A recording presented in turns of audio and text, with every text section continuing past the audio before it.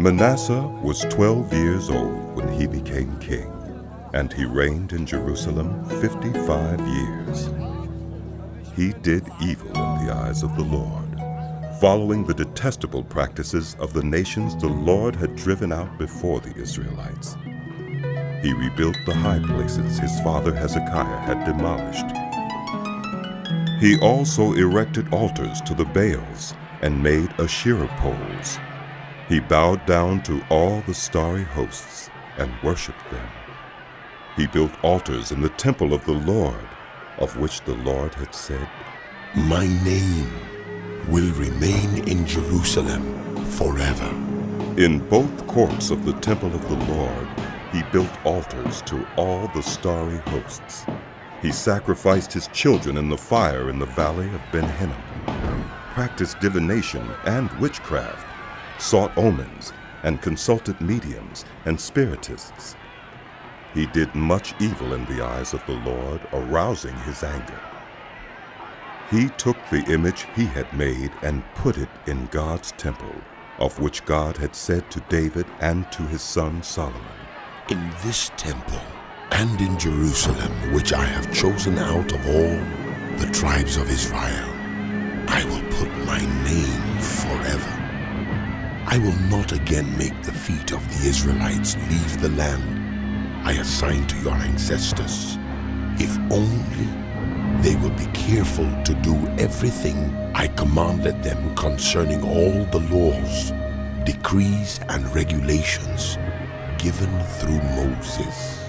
But Manasseh led Judah and the people of Jerusalem astray, so that they did more evil than the nations the Lord had destroyed before the Israelites. The Lord spoke to Manasseh and his people, but they paid no attention. So the Lord brought against them the army commanders of the king of Assyria, who took Manasseh prisoner, put a hook in his nose, bound him with bronze shackles, and took him to Babylon. In his distress, he sought the favor of the Lord his God, and humbled himself greatly before the God of his ancestors.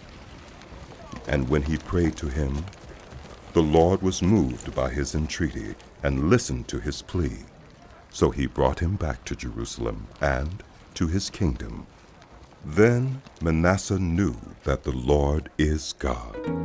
Afterward, he rebuilt the outer wall of the city of David, west of the Gihon Spring in the valley, as far as the entrance of the Fish Gate, and encircling the hill of Ophel. He also made it much higher. He stationed military commanders in all the fortified cities in Judah. He got rid of the foreign gods and removed the image from the temple of the Lord, as well as all the altars he had built on the Temple Hill and in Jerusalem, and he threw them out of the city. Then he restored the altar of the Lord and sacrificed fellowship offerings and thank offerings on it, and told Judah to serve the Lord, the God of Israel. The people, however, continued to sacrifice at the high places, but only to the Lord their God. The other events of Manasseh's reign, including his prayer to his God, and the words the seers spoke to him in the name of the Lord, the God of Israel, are written in the annals of the kings of Israel. His prayer and how God was moved by his entreaty, as well as all his sins and unfaithfulness, and the sites where he built high places and set up Asherah poles and idols before he humbled himself. All these are written in the records of the seers. Manasseh rested with his ancestors and was buried in his palace, and Amon, his son, succeeded him as king. Amon was 22 years old when he became king, and he reigned in Jerusalem 2 years. He did evil in the eyes of the Lord, as his father Manasseh had done.